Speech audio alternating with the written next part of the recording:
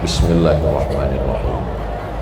Assalamualaikum warahmatullahi wabarakatuh.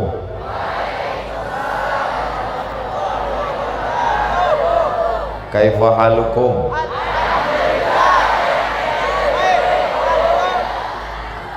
Akaltum? Fahimtum? Alhamdulillah. Tadi ketika Kiai nanya, hal tuhibbuna Ustadz Abdul Somad, saya khawatir. Yang saya khawatirkan keluar jawabannya mau jawab hub aja atau hub banget ya.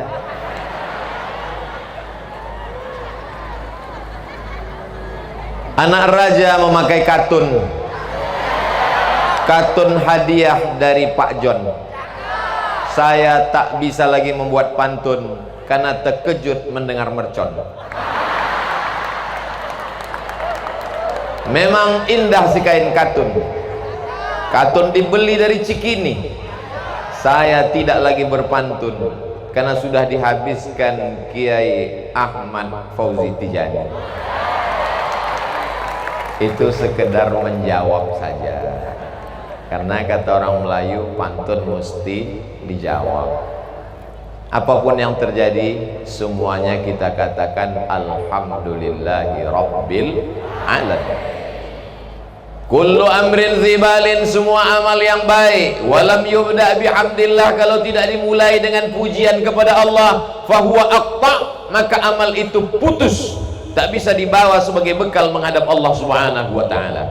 Jerih payah, tetes peluh keringat dan air mata, malam ini semuanya akan hampa sirna, tak dapat dijadikan sebagai bekal. Maka kita awali dengan alhamdulillahi rabbil alamin.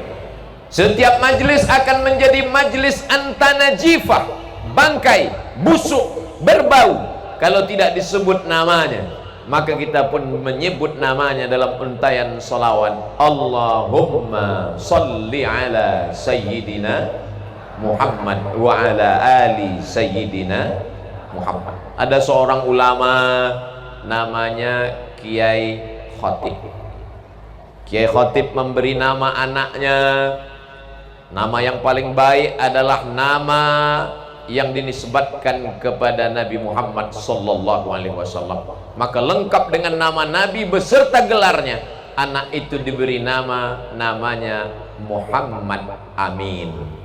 Lalu kemudian Muhammad Amin melaksanakan ibadah haji ke tanah suci Makkah, pulang pada tahun 1920, dipanggil dengan gelar baru, permata dalam bahasa Arab, disebut dengan Jauhari. Lalu kemudian beliau punya anak laki-laki. Anak laki-laki itu diberi nama lagi sesuai dengan nama orang paling mulia, dan mengambil barakah dari seorang mursyid tariqat dari Maghribi. Maka diberi nama anak itu dengan nama Muhammad Tijani. Lalu kemudian beliau punya anak lagi laki-laki.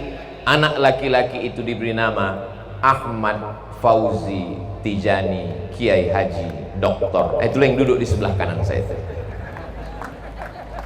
Lalu kemudian beliau punya anak, Kiai Khotib punya anak laki-laki namanya Muhammad Amin. Nama lain Kiai Jauhari. Punya anak lagi laki-laki diberi nama, kalau mau kasih nama 3. Nama Nabi Muhammad SAW, Nabi-Nabi selain Nabi Muhammad SAW, atau nama yang dinisbatkan kepada Allah. Abdullah, Abdurrahman, Abdurrahim, Abdus Somad.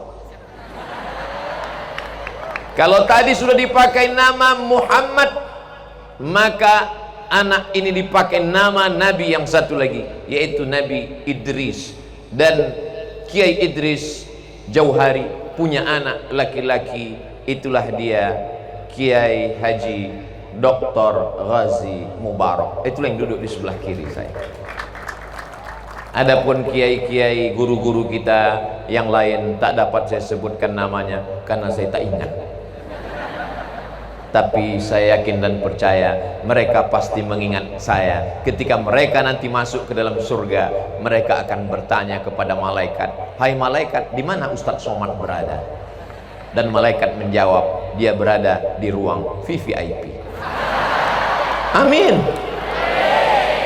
minta aminkan doa saya sebetulnya. Bayangkan 9.000 santri mendoakan, ditambah jamaah, ditambah jin-jin qorin yang ikut, ditambah malaikat kiraman katibin. Maka begitu serentak mereka mengatakan amin, maka terbuka pintu-pintu langit. Pintu langit terbuka, walaupun pintu Australia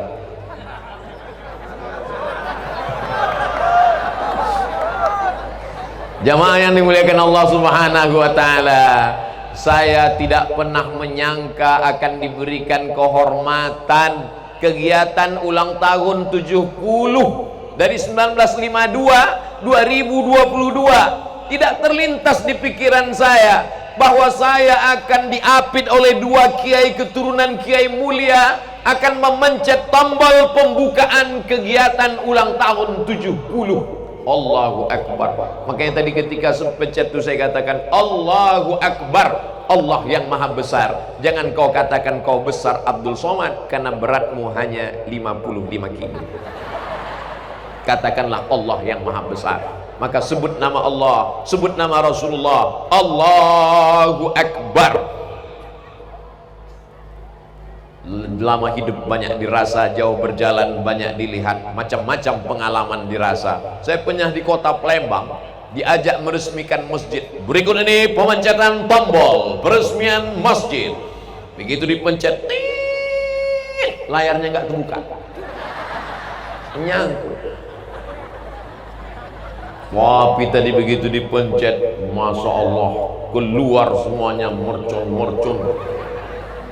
Habis semua jin-jin ifrit ditembak mercon. Bilang semua. Jadi kalau masih ada santri yang ngantuk, bukan salah jin lagi, kata jin. Kenapa kita mesti memperingati 70 tahun perjalanan ini? Apa yang ingin kita ambil?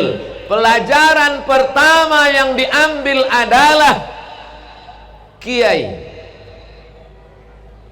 Haji Muhammad Amin, Kiai Haji Jauhari bisa berangkat ke tanah suci Makkah Al-Mukarramah umurnya 15 tahun bersama keluarga besar. Orang sekarang mau berangkat haji, store ONH 2022 berangkat 2052, 2051 meninggal. Kalau mau berangkat sekarang, store-nya sekarang mesti ada bayaran yang lebih tinggi. Disebut karena mahal maka punya istilah khusus namanya ONH Fulus, ONH Plus. 1920, 25 tahun sebelum Indonesia merdeka, Kiai Jauhari sudah bisa ke tanah suci Makkah Al-Mukarramah bersama keluarga besar. Poin yang pertama itu menunjukkan bahwa beliau adalah orang kaya. Tanah seluas mata memandang, pondok pesantren besar dibangun megah. Ini menunjukkan pelajaran pertama, santri-santri Al-Amin mesti kaya. Amin. Tapi saya nggak kaya Pak Ustadz. Cari anak orang kaya yang bapaknya sudah tua, sakit-sakitan, anak tunggal semata wayang. Kalau ada, jangan kasih tahu saya, khawatir saya ambil. Tolong kalau nanti video ini diupload, yang bagian ini dipotong, khawatir didengar orang di rumah. Ada orang bercerita, katanya Nabi Muhammad SAW itu orangnya miskin, susah, melarat, jubahnya compang-camping. Itu bukan Nabi Muhammad SAW yang ku kenal. Lalu yang kau ceritakan itu siapa? Muhammad tukang ayam. Mohon maaf kalau kebetulan ceritanya ada yang sama. Nabi Muhammad SAW itu kaya apa miskin? Siapa yang bilang?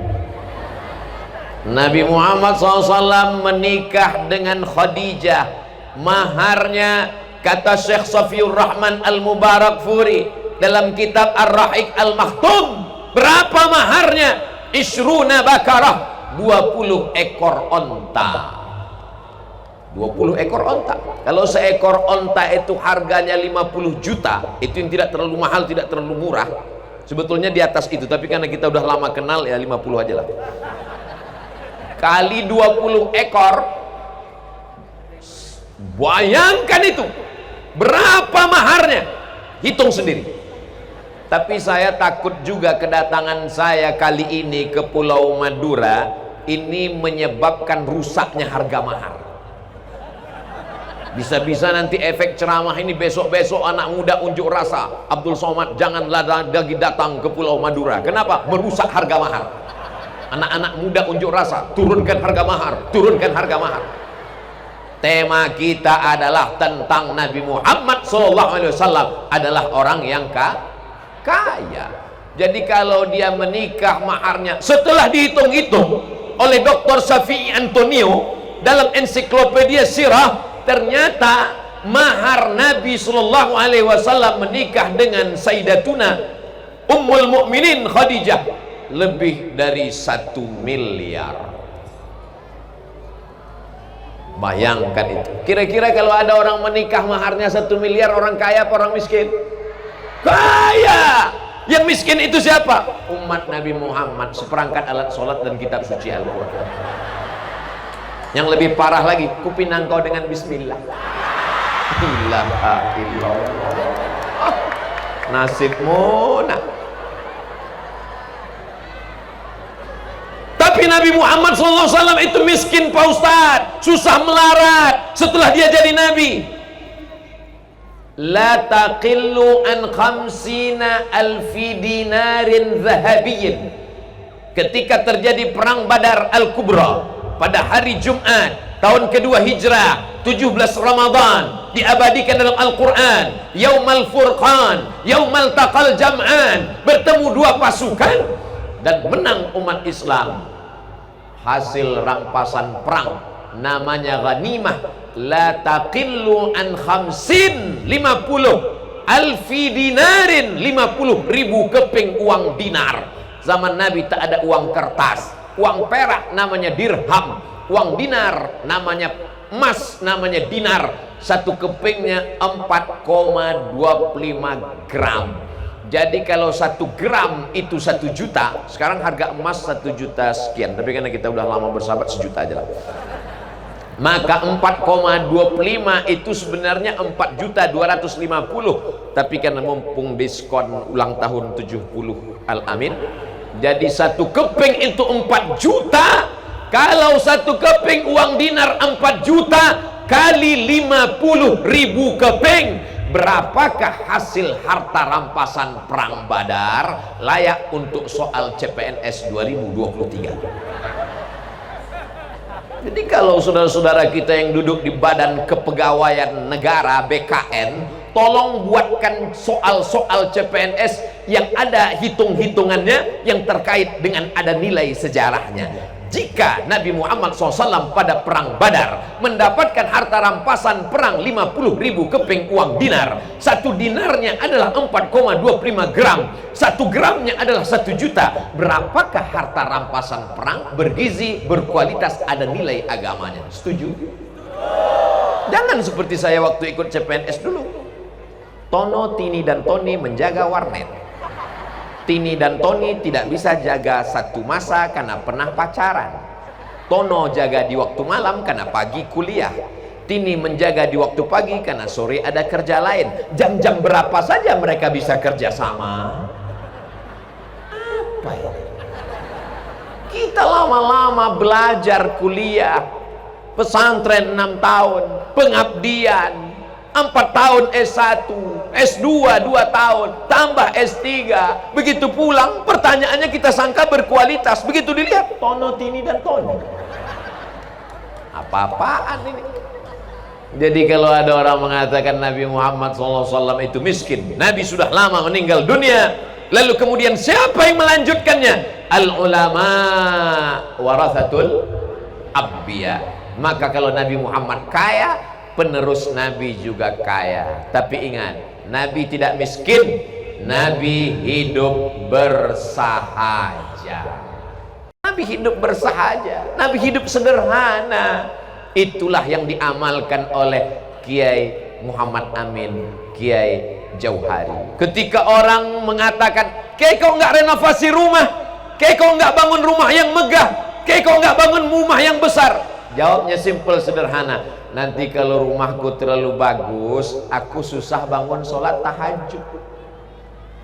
Berapa banyak orang bangunnya kesiangan. Kenapa? Karena AC-nya terlalu dingin. Yang lebih parah, rumahnya jelek, nggak tahajud. Dunia melarat, akhirat neraka jahanam. Nggak tahajud kan nggak masuk neraka, Pak Ustadz. Sudahlah nggak punya dunia, nggak punya harta, mabuk, pakai narkoba, ngutang. Istrinya masak nasi, hilang. Kok nggak matang-matang ini nasi? Dilihat, rupanya tabung gas sudah hilang. Diambil suami, beli narkoba. Nauzubillah. Mudah-mudahan semua anak-anakku dapat suami yang soleh. Dia tidak jauh, hanya di balik dinding ini. Masya Allah, tabarakallah. Nabi SAW menunjukkan kesederhanaan ketika dia dapat 50.000 keping uang dinar, uang emas. Lalu kemudian datang Sayyidatuna Fatimah Az-Zahra. Apa kata Sayyidatuna Fatimah? Kami di rumah susah ya Rasulullah. Sayyidina Ali bukan orang yang kaya. Aku tidak sanggup membuat adonan tepung gandum. Aku tidak sanggup menimba air. Tolong berikan pembantu, belikan uang emas. Apa kata Nabi SAW? Wahai Fatimah, sebelum tidur malam bertasbihlah 33 kali. Subhanallah, subhanallah, subhanallah, subhanallah. Alhamdulillah 33 kali. Alhamdulillah, alhamdulillah. Allahu Akbar 33 kali. Enggak nyambung. Minta pembantu, minta tukang timba air, minta uang, malah dikasih subhanallah walhamdulillah wala ilaha illallah wallahu akbar. Apa maknanya? Walaupun badanmu lelah menimba air, membuat adonan tepung gandum, tapi kalau hatimu tenang karena berzikir, insya Allah lelahmu hilang. Betul. Sekarang berapa banyak orang kaya, saking kayanya pembantunya di rumah 10. Ada satu khusus untuk memotongkan kuku tangan, satu kuku kaki, satu tukang korek telinga, telinga kanan satu, telinga kiri satu. Tapi dia tetap lelah. Kenapa? Hatinya lelah. Huwallazi anzala sakinata fi qulubil mu'minin. Allah yang menurunkan ketenangan ke dalam hati orang yang beriman. Apa kata Kiai Jauhari? Orang yang tidak pernah berada dalam kegelapan, dia tidak akan pernah merasakan indahnya bintang gemintang. Malam ini bintang sedang cuti. Kenapa tidak ada bintang malam ini? Karena semua bintang sedang turun ke Al-Amin. Allahumma salli ala sayyidina Muhammad wa ashghi zalimin bizalimin. Yang ada handphone hidupkan, yang tak ada jangan ambil handphone kawan. Allahumma salli ala sayyidina Muhammad wa ashghi zalimin bizalimin wa akhrijna min bainihim salimin wa ala alihi wa sahbihi ajma'in. Sallallahu rabbuna ala nuril mubin Ahmad al-Mustafa sayyidil mursalin wa ala alihi wa sahbihi ajma'in wa ala alihi wa sahbihi ajma'in. Udah, tangannya turun, jangan lama-lama nanti ketiak basah. Bintang gemintang malam ini tak tampak lagi di angkasa, tak muncul di langit, karena semuanya turun ke Al-Amin, ikut berbahagia dalam pembukaan acara 70 tahun pesantren Al-Amin Prenduan. Allahu Akbar. Orang tidak akan merasakan nikmatnya bintang gemintang kalau dia tidak pernah merasakan gelapnya malam. Mau dihidupkan senter, senternya tidak ada. Senternya ada, baterainya habis. Baterainya ada, tangannya luka. Akhirnya bagaimana dia tahu arah timur dan barat? Dia memandang ke atas, ada bintang gemintang. Apa makna ucapan Kiai? Orang tidak merasakan nikmatnya harta kalau dia tidak merasakan sulitnya mencari tetes peluh keringat air mata, hidup dengan penderitaan. Ini pelajaran dari Kiai, bahwa beliau kaya raya, uangnya banyak, tapi hidup sederhana, dan hartanya itu dipakai untuk menolong agama Allah. Apa yang terjadi? Hari ini 70 tahun sudah, kita masih tetap dapat menikmati ilmunya, barokahnya, sampai hari kiamat tetap mengalir kepada mereka, insya Allah. Amin. Nampaknya Abdul Somad sedang ceramah di Al-Amin, tapi yang menyaksikan tausiah malam ini melalui streaming langsung ataupun melalui rekaman yang akan diupload di channel Ustadz Abdul Somad Official, subscribe, like, share, and comment.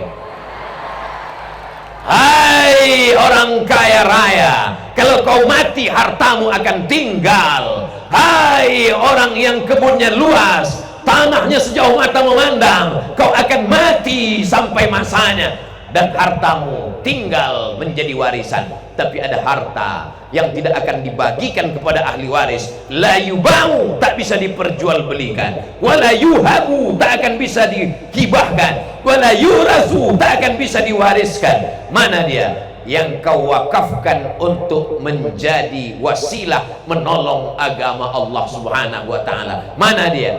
Kita sedang berada di tanah yang penuh dengan barokah itu, insya Allah. Amin ya rabbal alamin. Mudah-mudahan semua anak-anakku jadi anak-anak yang kaya raya, yang selama ini bercita-cita jadi orang miskin, mudah-mudahan berubah. Kok cita-citanya jadi apa? Aku cita-citanya ingin menjadi pengemis. Hah? Pengemis apa? Pengemis cinta. Ilaha illallah. Kalau ada orang seperti ini, tangkap, masukkan ke kolam garam, biar jadi ikan asin dia sekalian. Bagaimana kalau umat Islam meninggalkan dunia ini? Politiknya ditinggalkan, bisnisnya ditinggalkan. Ini kerjaan Belanda, karena Belanda mengatakan, tanahmu kami yang urus, kami akan tanam karet, kami akan tanam sawit, kami akan tanam tembakau, kamu tinggal berzikir saja. Kehadiran Kiai Muhammad Amin, Kiai Jauhari membantah bahwa orang tasawuf tidak mementingkan dunia. Ini banyak orang sekarang mengejek. Apa itu tasawuf? Tasawuf hanya zikir, la ilaha illallah, la ilaha illallah, la ilaha illallah, mati. Beliau mengamalkan Allahumma salli ala Sayyidina Muhammad wa ala ali Sayyidina Muhammad al-Fatihi lima ughliq wal khatim lima sabaq nasiril haqqi bil haqq wal hadi ila siratikal mustaqim wa ala alihi haqqa qadrihi wa miqdarihi al-azim, bersanad sampai kepada Sidi Ahmad At-Tijani di Maroko, sampai ke Pulau Madura. Beliau mengamalkan itu, tapi beliau tidak meninggalkan dunia. Laisa bi khairikum man taraka dunyahu li akhiratihi. Orang yang baik bukan meninggalkan dunia untuk akhirat, wala akhiratahu li dunyahu. Orang yang baik bukan meninggalkan akhirat untuk dunia. Liyusiba minhuma jami'an, dapat dua-duanya sesuai dengan doa yang diajarkan Allah dalam Al-Qur'an. Rabbana atina fid dunya hasanah wa fil akhirati hasanah wa qina azabannar. Nanti ketika ulang tahun 70 pada puncaknya, semua alumni-alumni akan berkumpul dan bertemu. Mereka saling bertanya, ente sekarang apa bisnisnya? Ya nanam karet lah. Berapa hektar? Cukup lah untuk 77 keturunan. Ente nanam apa? Saya tanam sawit. Berapa banyak? Ya sejauh mata memandang. Itu teman kita kok kaya sekali, kelihatannya nggak ada ternak apa-apa. Oh, dia ternak yang lain. Ternak apa? Ternak tuyul. Haram. Tidak boleh berhubungan dengan yang tidak diridhoi Allah Subhanahu wa taala. Naha Rasulullah sallallahu alaihi wasallam an thamanil kalbi. Nabi melarang harga jual beli anjing. Wa mahril baghi, hasil prostitusi. Wa hulwanil kahin, dan upah dari perdukunan. Mana tahu ada yang sudah menjadi anggota ID, Ikatan Dukun-Dukun Indonesia. Nauzubillah. Yang halal-halal saja. Kulu, makanlah min thayyibat, yang baik-baik. Tiba-tiba alumni pada kumpul semua di ulang tahun yang ke-70, puncak acara nanti insyaallah. Amin. Yang satu datang naik mobil megah, mewah, mahal, tapi berkecil hati kawan-kawan. Kenapa? Dari bunyi klaksonnya, kredit, kredit. Tiba-tiba ada satu yang datang bawa angkot. Itu siapa? Itu teman kita, alumni Al-Amin. Iya. Kamu kok bawa angkot? Aku memang bawa angkot, tapi semua angkot yang ada di pulau ini punya aku. Tadi nggak ada yang tepuk tangan. Begitu bilang dia punya angkot satu pulau, semuanya setuju. Ternyata kalau kau punya harta, semua akan senang. Mereka akan bernyanyi. Apa lagunya? Jadikan aku yang kedua. Langsung angkat tangan. Enggak. Apa maknanya? Bahwa umat Islam kalau mau disegani, dia mau bermartabat, mau dihormati, maka dia mesti kaya.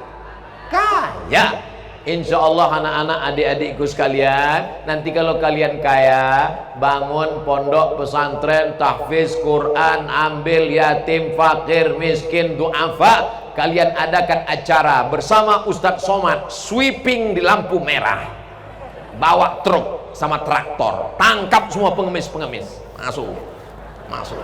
Setuju? Mantap, mainkan. Takbir. Cita-citanya begitu. Masalah profesinya apa? Terserah. Ustadz Abdul Somad, ini fakultas kedokteran, biayanya masuk kan mahal Pak Rektor, katanya masuknya 200 juta. Ada syaratnya Ustadz Somad, kalau dia hafiz Quran gratis, full asrama, uang saku, biaya kuliah gratis. Kata Pak Rektor Universitas Islam Indonesia Yogyakarta waktu beberapa waktu yang lalu saya ke Yogyakarta. Mudah-mudahan adik-adik yang hafal Quran, bahasa Arab mantap, bahasa Inggris mantap, lulus jadi dokter spesialis. Paling enak cari duit dokter spesialis. Martelnya kecil. Bukan seperti tukang martelnya besar, gagangnya rotan, mukulnya sampai copot tulang, batunya nggak pecah. Gaji satu hari 100.000. Tapi dokter spesialis martelnya kecil, pukul lutut tik tik tik 10 juta, lutut kanan 10, 20, ongkos pasang 40, bautnya lupa pasang lagi 45. Mudahnya. Senternya kecil, baterainya cuma satu kecil, beda sama jaga malam. Baterainya 6 terang benderang, kerja dari jam 6 sore sampai jam 6 subuh. Maling masuk juga. Tapi kalau kamu jadi dokter spesialis, kecil, THT, telinga, hidung, tenggorokan, buka mulut, 5 juta. Banyak pasien yang takut nutup mulut. Kenapa? Buka 5, tutup 5. Baru saya paham kenapa kalau anak-anak ditanya mau jadi apa, mau jadi dokter, mau jadi apa, mau jadi polisi, mau jadi apa, mau jadi dokter lagi. Belum ada ditanya mau jadi apa, jadi ustadz. Enggak, kenapa? Takut kena usir kan? Enggak semua. Jadi ustadz ini berat, biar aku aja. Apapun profesimu, kau mau jadi pengacara, lawyer, advokat, Advokat itu pengacara, bukan yang hijau-hijau pakai itu advokat. Advokat itu gajinya per jam, per menit, per detik. Itu hanya cara wasilah untuk mencari rezeki Allah Subhanahu wa taala. Tapi tujuannya adalah kau jadi dokter spesialis, kau jadi pengacara, kau jadi polisi, kau jadi tentara, kau akan menolong agama Allah. Allahu Akbar. Ustadz Abdul Somad beberapa hari yang lalu update status. Sebentar ya, buka handphonenya dulu. Nama IG-nya Ustadz Abdul Somad Official. Yang belum follow silakan. Banyak sekali Abdul Somad ini, banyak sekali Pak Ustadz. Ada Abdul Somad, ada Abdul Somad, Abdul Somad. Yang mana? Itu yang follow-nya 6,5 juta. Itu coba lihat di iklan yang ke 13 Mei, penerimaan bintara khusus santri dan lintas agama. Prioritas. Saya disuruh upload, Ustaz Abdul Somad ada kabar gembira. Masya Allah tabarakallah, langsung saya share. Sudah 43.219 yang suka. Berapa yang lulus? Nggak tahu. Bayangkan, masjid-masjid selama ini kosong. Kenapa masjid kosong? Masyarakat nggak semangat ke masjid. Hayya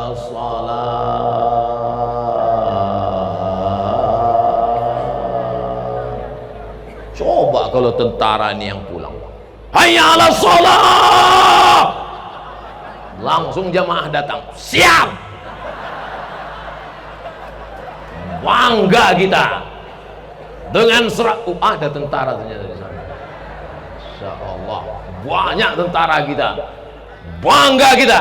Bangga nggak tentara pakai baju seragam sholat ke masjid?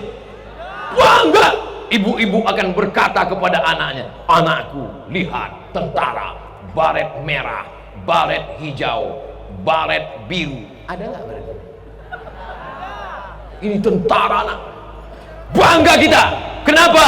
Karena mereka berseragam, abdi negara, gagah perkasa, sehat walafiat. Tapi mereka juga menempelkan keningnya ke lantai karena bersimpuh sujud kepada Allah. Dia tidak merasa dirinya besar. Saat dia bersujud, dia berkata, Subhana Rabbiyal A'la. Menetes air matanya saat bersujud.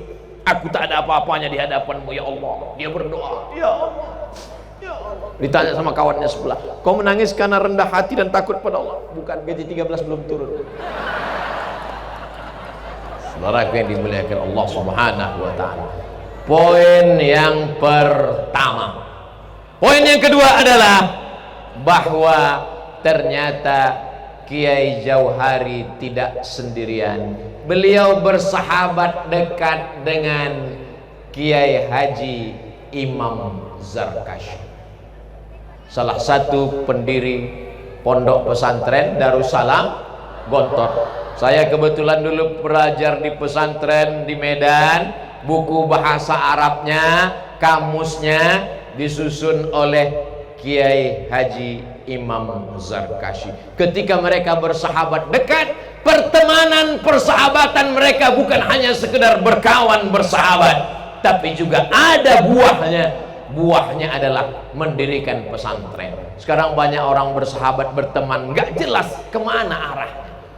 Maka setelah ini tanya, kita ini kan udah lama berteman, iya, mau dibawa kemana hubungan kita? Kalau hanya sekedar teman tertawa, maka sesungguhnya lebih baiklah berteman dengan handphone. Teman adalah yang bisa menunjukkan kita kepada jalan yang benar. Akhirnya pertemanan mereka, persahabatan mereka, berdirilah pondok pesantren. Ini kawan-kawan, ada yang mungkin punya kelebihan harta, ada yang punya kelebihan ilmu, ada yang punya bapaknya pejabat, ada yang orang tuanya diberikan amanah kekuasaan. maka berteman kalian, bersahabat kalian, tapi buah dari persahabatan itu adalah berdirinya pondok pesantren. Pondok pesantren mesti diperbanyak di seluruh Nusantara. Supaya apa? Karena benteng terakhir pertahanan bangsa kita dari serangan narkoba, dari serangan ganja, dari serangan LGBT, dari serangan aliran sesat, ateis, komunis, agnostik, liberal, sekuler. Tidak ada yang dapat menyelamatkan anak kita selain pondok pesantren. Ustaz Somad menyepelekan anak-anak sekolah yang tidak di pesantren. Masuk jam 8 pagi, pulang jam 12 sore, habis itu dibawa kawannya cabut, pacaran, main ke mall, jalan-jalan, minumannya disuntik dari bawah pakai alat buat ngantuk, maaf, perangsang. Akhirnya terjadilah apa yang terjadi. Nauzubillah, nauzubillah. Makanya yang dapat menyelamatkan anak kita pondok pesantren. Tapi pesantren mahal Pak Ustadz. Siapa bilang pesantren mahal? Kalau kalian mau melihat pesantren tidak mahal tapi tidak murahan, datanglah ke Al-Amin Brand 2. Jamaah yang dimuliakan Allah SWT dimanapun berada, inilah yang lagi masih bisa. Siapa di Indonesia, di dunia ini yang bisa menyelamatkan anaknya dari mulai bangun tidur sampai tidur malam? Hanya satu lembaga pendidikan di dunia yang bisa menyelamatkan orang dari bangun tidur sampai tidur lagi, itu adalah pondok pesantren. Karena kiai melihat santrinya sudah tidur, baru dia tidur, dan kiai lebih dulu bangun daripada santrinya. Cara berjalannya, cara makannya, cara pakai sarungnya. Ini saya nih kalau mengikut aturan pondok ini udah kena tulis jasus, sudah kena masuk Kismut Taklim ini. Ini mestinya masuk ke dalam. Cara ngikatnya udah betul. Apa maknanya? Dari mulai peci, nggak boleh pakai baju kaos, pakai kemeja masuk ke dalam, sarungnya mesti rapi, sorbannya mesti rapi, rambutnya mesti rapi.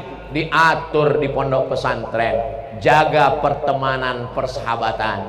Karena buah mangga yang bagus-bagus akan ikut busuk karena dekat dengan mangga yang busuk. Mangga aja bisa busuk, apalagi kamu. Boleh untuk update status besok pagi, jangan sekarang, nanti statusnya sama semua. Mangga satu tangkai ada 10, ada yang busuk satu. Bukan yang satu itu jadi baik karena 9, yang 9 itu jadi busuk karena satu. Maka hati-hati dengan pergaulan. Ini banyak orang sekarang bergaul seenaknya saja. Saya termasuk orang yang pilih-pilih bergaul dengan teman. Kenapa? Karena pengalaman di pesantren dulu berteman dengan orang yang tidak baik ini, oh efeknya luar biasa. Nggak usahlah saya ceritakan. Nanti kebetulan kalau mereka dengar ceramah ini dia tersinggung. Aku teman, gua banget gitu. Jamaah, adik-adik yang dimuliakan Allah Subhanahu Wa Taala.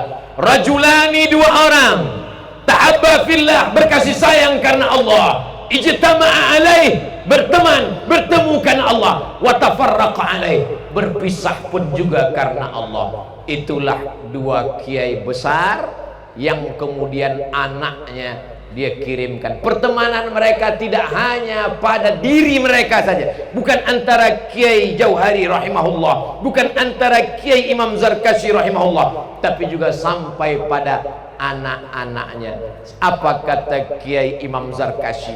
Ketiga anak ini bagaikan kelopak bunga mawar yang cantik dan harum semerbak. Itulah dia Kiai Muhammad Tijani, Kiai Idris Jauhari, dan Kiai Maktum Jauhari, seperti tiga kelopak bunga mawar yang harum semerbak.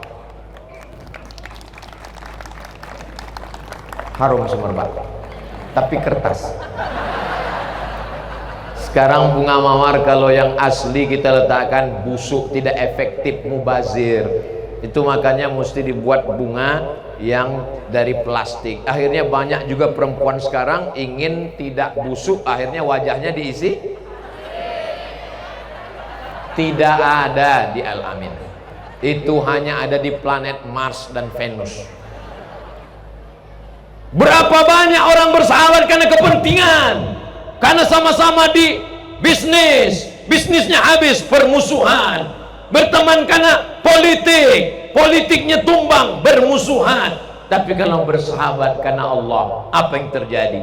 Sampai kepada anaknya, sampai kepada cucunya, dan tidak hanya sekedar anaknya dikirim, tapi juga anaknya menikah, dan hasil pernikahan antara anak para ulama akan melahirkan para alim-alim ulama. Kenapa? Karena darah yang baik akan ketemu dengan darah yang baik. Ada salah seorang laki-laki namanya Mubarak. Dia ditugaskan untuk menjaga kebun kurma seorang hakim di negeri Marwa. Hakim Marwa bertanya kepada laki-laki yang menjaga kebun anggur, "Wahai Mubarak, ya tuan, tolong ambilkan aku anggur." Dipetikkan anggur, asam. Petikkan satu lagi, dipetik lagi, asam juga. Petikkan lagi. Lama-lama Hakim Marwa marah. "Kamu sudah jaga ini kebun selama 1 bulan, kenapa tidak tahu di mana kebun anggur yang manis? Kenapa asam tiga-tiganya?" Apa jawab Mubarak? "Tuan menugaskan aku menjaga kebun, bukan mencicipi kebun." Ternyata selama berbulan-bulan dia menjaga kebun itu, tidak ada satupun buah yang pernah dia makan. Akhirnya terpukau Hakim Marwa. Lalu apa kata dia? "Aku belum pernah ketemu orang sejujur kamu, maka aku akan berikan engkau hadiah." "Apa itu tuan?" "Menikah dengan anakku." "I'm ready." Dinikahkanlah dengan anak hakim. Tapi anakku ini ada masalahnya. Apa masalahnya? Tidak punya mata, tidak punya telinga, tidak punya mulut, tidak bertangan, dan tidak berkaki. Sudah bisa dibayangkan seperti melon atau semangka. Zaman dulu nggak ada pakai pacaran, nggak ada pakai tukar-tukaran gambar, nggak ada kirim-kiriman nomor, nggak ketemu sebelum akad nikah, diakadkan. Setelah akad, lalu kemudian buka pintu kamar, masuk ke kamar pengantin.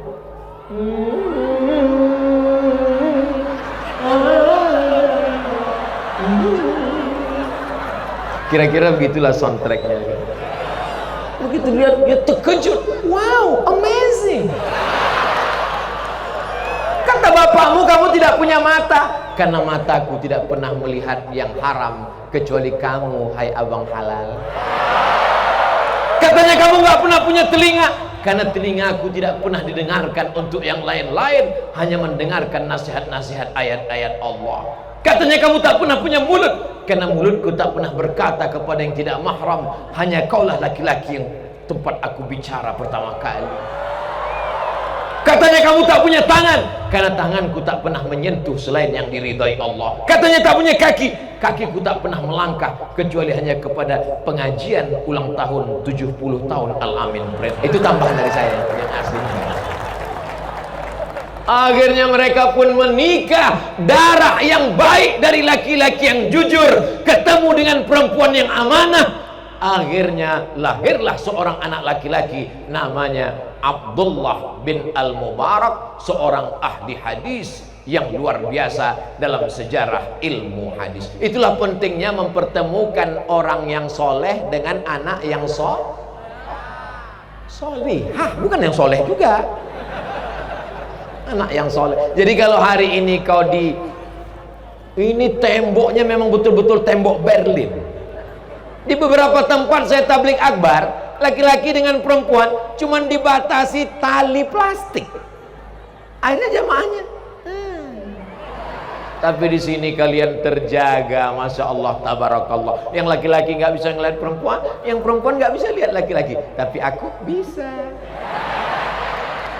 Saya ini udah tua, mata udah nggak terang lagi. Lahir 1977, sekarang udah 2022, berarti kan 25. Mata saya ini udah rabun, nggak bisa lagi membedakan. Ini dari jauh begini, ini nggak bisa saya bedakan mana nenek-nenek, mana anak gadis, sama aja semua. Itulah maka tadi saya dari awal sampai sekarang berdirinya di tengah. Kenapa? Karena kalau saya berdiri di sini, yang namanya manusia pasti ada lintasan dalam hati. Ustadz gatal, Kalau saya terlalu lama berdiri di sana, nampaknya Ustaz ini udah lain seleranya. Khairul umuri awsatuha. Lebih selamat kalau aku berada di tengah. Apa maknanya?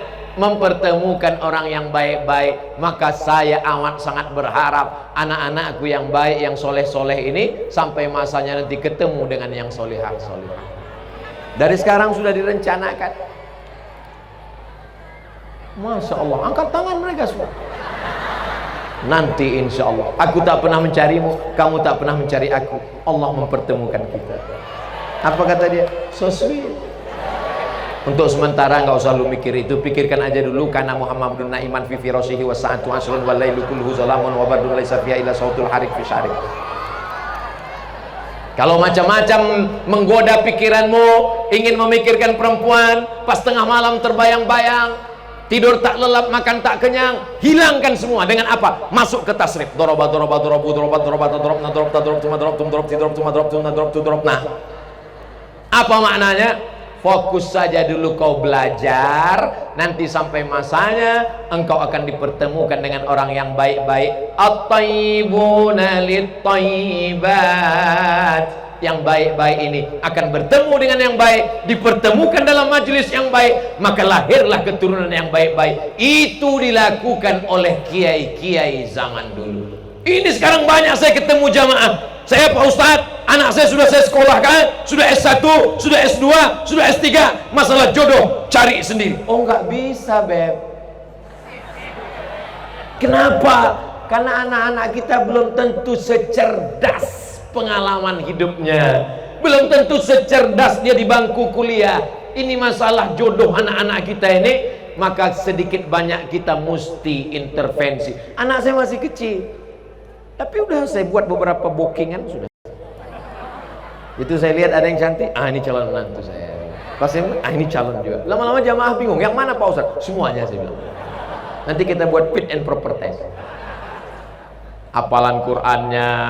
Jangan sampai ketika di pesantren jilbabmu panjang, matamu dijaga untuk melihat ke bawah, langkahmu diatur sopan santun tata krama budi bahasa, tapi karena kau salah arah, akhirnya 3 hari menikah pulang ke rumah, rambutmu sudah 3 warna, merah kuning kelabu. Selama ini kalau ketemu dengan orang tua, assalamualaikum ayah, begitu datang 3 hari setelah menikah, hai father, sehat. Ternyata apa yang terjadi? Begitu dilihat tampang suaminya, anting-antingnya 13, 5 di sini, 5 di sini, naik ke sini, 1 di sini. Melihat bibirnya pakai anting, bibir kita pula yang bergerak-gerak. Ustaz Somad, tolong saya Pak Ustaz. Kenapa Bu? Tolong saya Pak Ustaz. Ya kenapa? Ibu jangan nangis terus, nanti saya nangis juga. Anak saya ini saya sekolahkan Pak Ustaz, tamat pesantren. Sekarang dia seperti orang gila Pak Ustaz. Kenapa? Karena suaminya pakai narkoba Pak Ustaz. Salah saya juga dulu, nggak saya arahkan. Ada yang datang ke rumah saya, Ustaz nggak saya terima. Saya mau cari yang SH, saya mau cari MSI, saya mau cari yang tentara, yang duitnya banyak, yang dokter spesialis. Tiba-tiba datang satu meminang SAG, saya tolak. Kenapa? Sarjana alam gaib. Dia sangka kalau kita sekolah agama kita tidak makan. Kau takut anakmu tidak makan hanya karena yang datang itu adalah orang yang menekuni bidang agama. Iyakunu fuqara, kalau dia susah, yughnihimullah, Allah akan mencukupkan dia. Alam takun ardullahi wasi'ah, apakah engkau tidak tahu bahwa bumi Allah ini luas? Fatuhajiru fiha, hijrah sejauh mata memandang, rezeki akan terbuka. Makanya mungkin waktu lajangnya agak macet seret rezekinya, tapi ada rezeki setelah menikah. Mungkin setelah menikah belum datang, ada rezeki ketika sudah punya anak. Ini semua adalah bagian dari bagaimana cara mengatur kehidupan, dan ini dapat kita ambil pelajaran dari Kiai Muassis, pendiri Pondok Pesantren Al-Amin Prenduan. Berikutnya pelajaran yang ke, tadi saya mulai jam berapa tadi ya?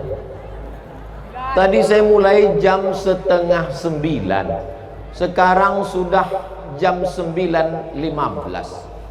Berarti waktu kita ada 15 menit lagi, karena sesuai kode etik, sesuai yang tertulis di botol 600 ml. Pelajaran yang ketiga, mereka mengirimkan anaknya kemana? Universitas Islam Al-Madinah Al-Munawwarah.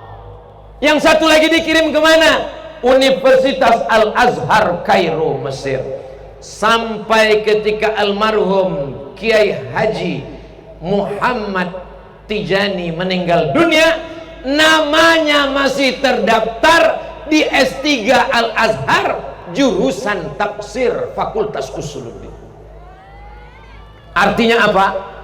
Gantungkan cita-citamu setinggi bintang di langit, tapi kakimu tetap nginjak ke bumi. Jangan sampai kakimu ikut gantung, berarti kau hantu. Jadi saya dulu waktu sekolah, saya tulis di buku kelas, saya tulis Profesor Abdul Somad, Profesor Dr. Abdul Somad. Waktu masih di pondok, teman saya berbisik, "Mat, jangan tulis kayak gini." Kenapa? Aku takut nanti kau gila. Sampai sekarang saya nggak gila. Tadi disebut oleh protokol Ustadz kita, Pak Kiai juga menyebut lengkap selengkap-lengkapnya, Profesor dari Universitas Islam Sultan Syarif Ali Brunei Darussalam, visiting professor tahun 2020. Doktor dari Universitas Internasional Antarabangsa Selangor, Malaysia. Syekh dikasih Habib Lutfi bin Yahya waktu sowan ke beliau. Jangan panggil lagi Ustadz, ini panggil Syekh. Terus sekarang kok tetap Ustadz? Saya takut panggil Syekh.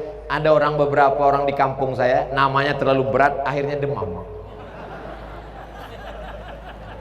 LC singkatan dari licence, bahasa Arabnya ijazah. Orang ini sudah mendapatkan ijazah untuk mengajarkan agama Islam dari Al-Azhar, Mesir. MA, Master of Art, di Maroko namanya DESE, Diplôme Études Supérieures Approfondies, bahasa Prancis. Tidak saya pakai DESE, karena pas ditulis di kampung jadi desa. PhD, PH itu filosofi, D-nya doktor, Doctor of Philosophy, sama dengan Kiai. Beliau senior saya dari Universitas Islam Omdurman, Islamic University Omdurman di Sudan. Lengkap semuanya. Itu pun diusir orang juga. Apa maknanya? Jadi Ustadz ngomong ini sebetulnya Ustadz mau sombong, mau angkuh, untuk membangkitkan semangat anak-anakku supaya sekolah. Karena kiai-kiai pendiri ma'had ini mengirimkan generasinya sejauh mata memandang. Kalau hanya sekedar untuk mimpin pondok, ngapain mereka kirim anaknya jauh-jauh berpisah? Emang di Mesir mudah, senang belajar? Bayangkan tinggal di asrama, belajar 4 tahun. Mereka sabar, anak kiai, dengan penuh segala macam kesulitan kehidupan, tetap ngantri, tetap naik bis, tetap macam-macam kesulitan dihadapi. Apa? Penggemblengan diri. Kitab Sahih Bukhari yang ada di Pulau Madura sama dengan Sahih Bukhari yang ada di Mesir. Kitab Riyadhus Shalihin yang ada di Indonesia sama dengan Riyadhus Shalihin yang ada di kota Madinah Al-Munawwarah. Lalu kenapa mesti belajar jauh? Bukan masalah baca kitabnya, tapi belajar hidupnya. Anak-anak ini mesti belajar hidup. Itulah maka dikirim mereka sejauh mata memandang. Kirim anakmu sejauh mata memandang. Di hari petang dia akan pulang, karena dia tahu di mana letak sarang. Penyakit yang paling mengerikan adalah anak-anak tidak bisa mengikat tali sepatunya sendiri. Saking kan ibunya sayang, neneknya sayang, ngikat tali sepatunya pun dia nggak bisa. Ini Masya Allah, besar sekali TV-nya. Ngikat tali sepatu pun nggak bisa. Tapi kalau dia dikirim ke Madinah, dikirim ke Ummul Qura Makkah, dikirim ke Al-Azhar Mesir, dikirim ke Omdurman Sudan, dia belajar hidup, belajar satu rumah, belajar belanja, belajar masak. Generasi ada 3. Pertama, generasi pejuang. Yang kedua, generasi penikmat. Yang ketiga, generasi penghancur. Jangan biarkan generasi kita menjadi penikmat. Itulah kalau ada di antara adik-adik sekalian, bapaknya mampu, ibunya mampu. Kenapa aku dikirim ke pesantren? Kenapa aku mesti belajar ke Mesir? Karena mereka sayang dengan kamu. Mereka tidak ingin kamu menjadi generasi penikmat yang akan berubah menjadi generasi penghancur. Berapa banyak pondok pesantren hancur? Kenapa? Kehilangan kader. Karena anak-anak pendiri tidak pernah digembleng dengan pendidikan yang luar biasa. Ini pelajaran ketiga yang diambil dari kiai-kiai pendiri Al-Amin. Pelajaran yang keempat. Sampai berapa nih Pak Ustaz? Sampai 5 saja. Kenapa? Rukun Islam 5. Nanti kalau ada yang nyampaikan 6, rukun iman 6. Kalau ada yang nyampaikan 7, karena tawaf 7 kali. Kalau ada yang mengatakan 8, nggak tahu. Pelajaran yang keempat adalah bahwa setelah melambung sampai ke atas, menjadi kiai, menjadi doktor, menjadi mudir, tidak membuat mereka merasa di atas awan. Mereka adalah orang-orang yang merendahkan dirinya. Kalau tidak dijelaskan ke saya tadi, ini adalah kiai sepuh kita, ini adalah mudir kuliatil muallimin, ini adalah pengasuh, saya tak tahu. Pakaiannya sama, kokonya sama, sarungnya sama. Kiai di tengah kesibukannya sempat menyempatkan diri waktu untuk terbang ke Surabaya. Dari Surabaya ngantar lagi kemari. Selama di Surabaya kenalan dengan orang, dengan entengnya nanya, nama bapak siapa? Nama saya ini. Boleh minta nomornya Pak? Dalam hati saya, ngapain minta nomor?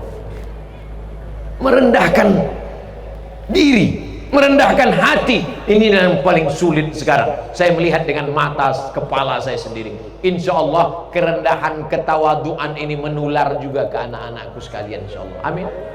Ustaz Somad ngomong tawadu, ngomong rendah hati, tapi bajunya bagus, kain sarungnya mahal. Hadiah dari sponsor yang tadi dibacakan satu persatu. Ustaz Somad ngomong katanya mesti rendah hati, dia sendiri berdiri di atas membelakangi kiai-kiai. Saya sudah izin tadi kan, sebelum saya izin dulu, izin kiai, silakan kata mereka. Habis itu 10 jari saya angkat, 11 sama kepala saya. Mereka bilang iya, oke, jalan. Seandainya pas saya angkat tadi mereka bilang enggak, katanya paksa saya ngomong ceramah begini.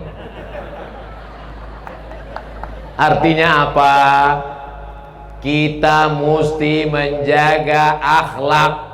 Makanya Nabi Muhammad SAW tidak dipuji Allah. Hai Muhammad SAW yang kakinya bengkak karena sholat malamnya panjang. Hai Muhammad SAW yang keningnya hitam karena sujudnya lama. Enggak. Tapi apa kata Allah?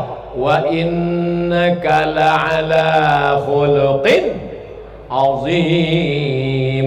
Akhlak, budi pekerti. Begitu bersalaman dengan kiai-kiai, dengan sahabat-sahabat dari Iqbal, alumni-alumni Al-Amin yang jauh titelnya lebih tinggi, ilmunya lebih banyak, semua mereka menundukkan kepala. Melihat mereka menundukkan kepala, saya tundukkan pula kepala saya. Mereka mau cium tangan saya cium pula tangan mereka. Akhirnya kepala kami belagak. Jangan ketika ada orang yang lebih tinggi darimu, usianya, ilmunya, engkau dengan bangga angkuh sombong.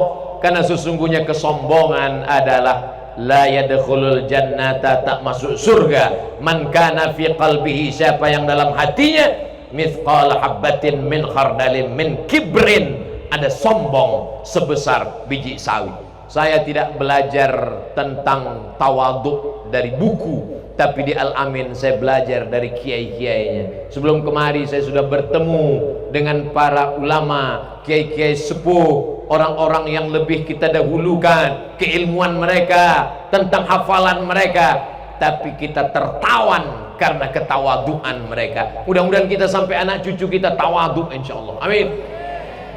Pak Ustadz tuh teman saya tawadu, Pak Ustadz. Kalau Ustadz ceramah dia memandang ke bawah terus, itu bukan tawadu, ngantuk. Pak Ustadz tuh teman saya tawadu, Pak Ustadz. Tawadu gimana? Dia kalau acara ngapal apa itu kata dia nggak mau banyak-banyak, nanti aku sombong. Itu bukan tawadu, itu malas. Tawadu adalah setelah berprestasi. Tawadu adalah setelah hafalannya banyak. Tawadu adalah setelah sekolahnya berhasil. Tawadu adalah setelah kaya raya. Tapi kemudian dia merendahkan dirinya karena dia merasa bahwa ini semuanya datang dari Allah. Ketika ditanya, ini punya engkau? Ini prestasi engkau? Dia berkata, la haula wala quwata illa billah. Itu setelah berhasil. Jangan lari dari pondok. Kamu sekarang gimana? La haula wala quwata illa billah. Ini namanya mazhabnya Jabariyah. Jabr, terpaksa. Bukan Ahlussunnah wal Jamaah. Ahlussunnah wal Jamaah itu ahlul ikhtiar, mesti ada usaha. Adapun mereka ini tidak mau berusaha sama sekali. Ketika ditanya, kenapa nggak naik kelas, kenapa nggak berprestasi, kenapa nggak lulus, serahkan semuanya pada Allah.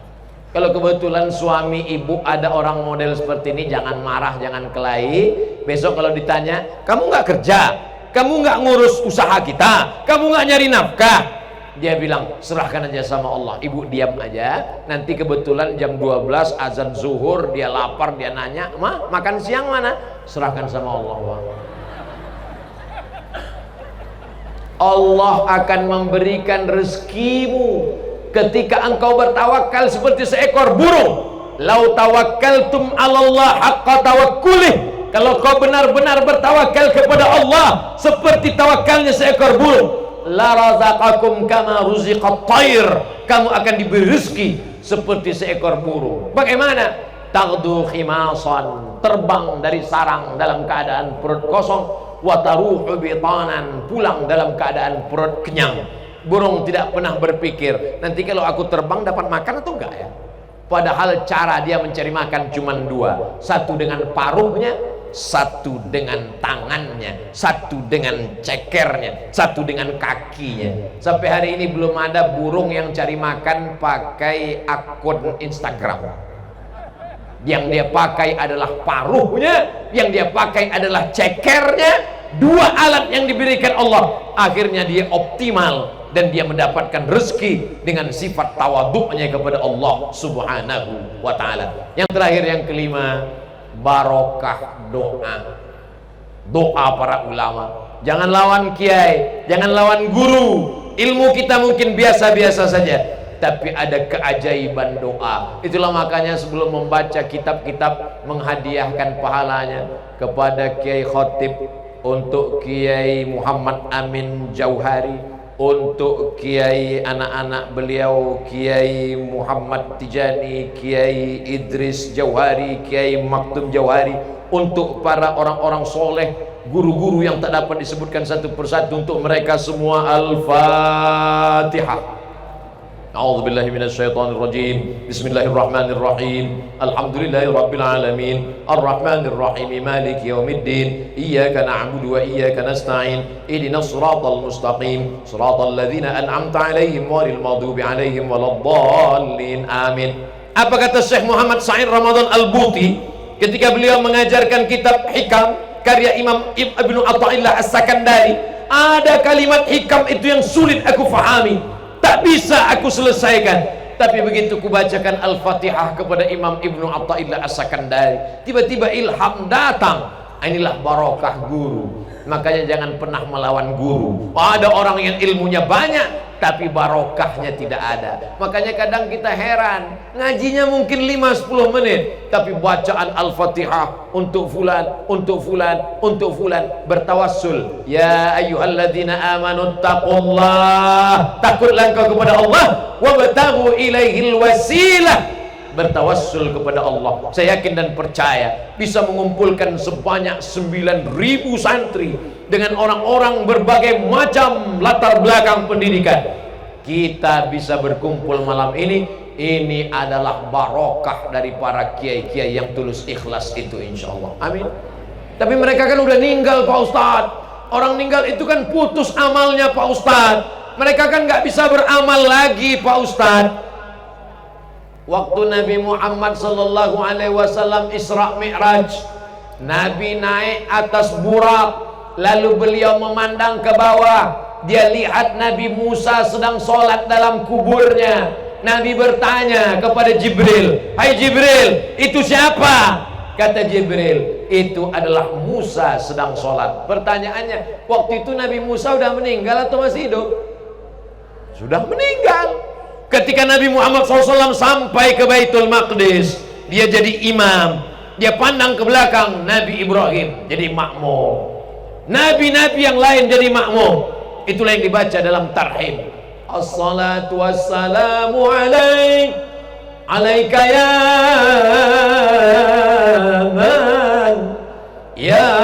man asra bikal muhaiminu layla. Pada malam itu diperjalankan, wa antal imam, engkau menjadi imam. Makmumnya adalah nabi-nabi. Pertanyaannya, waktu Nabi Muhammad jadi imam di Masjidil Aqsa, makmumnya nabi-nabi. Nabi-nabi itu masih hidup atau udah meninggal? Sudah meninggal. Kecuali Nabi Idris, kecuali Nabi Isa alaihissalam, barrafa'ullah, itu belum mati, belum meninggal, nanti akan turun sekali lagi.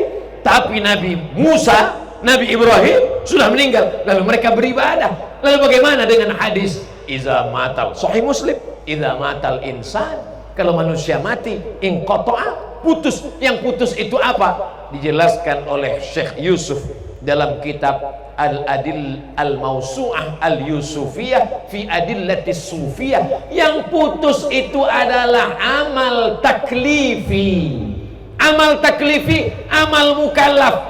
Wajib sholat, setelah meninggal nggak wajib sholat. Wajib puasa, setelah meninggal nggak wajib puasa. Wajib zakat, setelah meninggal nggak wajib zakat. Makanya kalau ada orang nggak mau wajib-wajib, maka syaratnya mesti Jadi yang dimaksud putus amalnya, putus amal taklifi. Adapun wali-wali Allah, kiai-kiai yang soleh-soleh, mereka tidak pernah putus beramal. Mereka tidak wajib sholat, mereka tidak wajib puasa, mereka tidak wajib zakat, tapi mereka tetap berdoa dan mereka bisa mendoakan kita. Maka dalam tafsir Ibnu Katsir, dalam ayat wa qul i'malu fasayarallahu amalakum wa rasuluhu wal mu'minun. I'malu, beramallah, berbuat baiklah, yang akan melihat amal kamu. Fasayarallah, Allah, wa rasuluhu, Rasulullah, wal mu'minun, orang beriman. Apa tafsirnya? Allah melihat amal kita, ya. Rasulullah melihat kita. Malam ini Rasulullah melihat amal kita. Menurut ayat ini. Yang ketiga, wal mu'minun, malam ini Kiai Khatib melihat amal kita. Amin. Kiai Muhammad Amin Jauhari melihat amal kita. Amin. Kiai Muhammad Tijani melihat amal kita. Kiai Idris Jauhari, Kiai Maktum Jauhari, para kiai yang sudah mendahului kita, mereka melihat dan mereka tersenyum. Kenapa? Wal mu'minun, orang beriman diberikan Allah dan mereka mendoakan kita. Kalaulah doa tidak terkabul dari orang sudah meninggal, maka batallah hadis mengucapkan salam kepada Rasulullah. Assalamu alayka ya Rasulullah, assalamu alayka ya Nabi Allah, assalamu alayka ya Habib Allah, assalamu alayka ya khairah khalqillah. Oh, itu kan Nabi Pak Ustadz, itu kan Nabi. Selangkah setelah Nabi, assalamu alayka ya khalifata Rasulillah, assalamu alayka ya Abi Bakrin Siddiq. Dia bukan Nabi. Selangkah di depan, assalamu alayka ya Amiral Mu'minin, assalamu alayka ya Sayyidina Umar ibn al-Khattab. Dia bukan Nabi. Batallah hadis tentang ucapan di depan makam kubur. Wahai Aisyah, Ibu Aisyah, kalau kamu lewat di depan makam Baqi, jangan lupa ucapkan salam. Assalamualaikum ya ala diyar minal mu'minin wa inna insyaallah bikum lahiqun yarhamullahu al-mustaqdimina wal mustakhirin, nas'alullah lana wa lakumul afiyah. Mereka membalas, mereka menjawab waalaikumsalam, hanya saja kita tidak mendengar. Artinya apa? Mereka mendoakan kita Begitu juga lah kiai-kiai mendoakan kita kalau kita kirimkan Al-Fatihah. Makanya kata Imam Nawawi, wa in khatimul Quran, kalau kamu mampu membacakan sehatam Quran. Anak-anak santri yang hafiz Al-Quran, satu hari baca 2 juz, 1 bulan dia khatam 2 kali, dihadiahkannya pahalanya untuk kiai. Untuk kiai mendoakan. Kenapa? Karena salam saja pun berbalas, apalagi bacaan 2 juz sehari. Kalau cuma 2 juz, saya 3 juz Pak Ustaz, juz pokat, juz lemon, juz mangga, mengalir pahalanya. Makanya salam itu ada 3. Salam yang pertama wajib dijawab. Salam saya pertama tadi, Assalamualaikum warahmatullahi wabarakatuh. Salam yang kedua nggak boleh dijawab. Salam imam waktu sholat, Assalamualaikum warahmatullahi, dijawab Waalaikumsalam. Salam yang ketiga, mereka menjawab tapi kita tidak ingin mendengar jawabannya. Ketika lewat di jalan tengah malam, lewat kuburan, Assalamualaikum ya ahlal kubur, mereka jawab, kita nggak ingin dengar jawabannya, karena sampai mereka jawab kita dengar Waalaikumsalam, pingsan kita langsung. Mereka menjawab, mereka mendoakan kita. 3 doa mereka. Apa kata mereka? Waalaikumsalam, selamat engkau sampai tujuan. Warahmatullah, rahmat Allah tercurah untukmu. Wabarakatuh, barokah hidupmu, barokah hartamu, barokah ilmumu, barokah keluargamu, barokah anakmu, barokah duniamu, barokah akhiratmu. 5 pelajaran. Nanti kalau ada yang nanya, siapa tausiah tadi malam pembukaan program acara milad 70 tahun pesantren Al-Amin Perenduan? Ustadz Abdul Somad tadi malam tausiah. Apa yang dia sampaikan? Ada 5 poin. Yang 5 itu apa? Aku nggak ingat. Tapi insya Allah bisa ditonton ulang dan dicatat lagi, karena akan masuk dalam UAS, ujian akhir semester. Jangan kemana-mana, kita teruskan setelah yang satu ini.